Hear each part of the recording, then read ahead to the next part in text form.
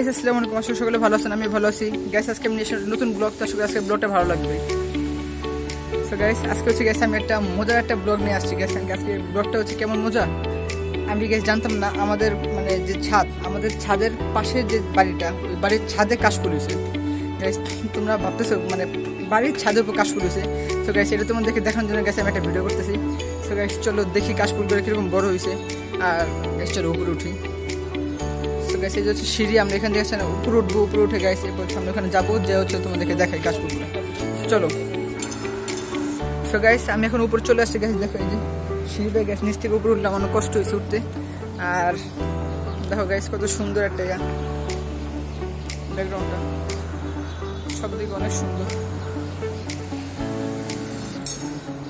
আর রোজ উঠেছে তো ভাই জন্য কষ্ট হয়।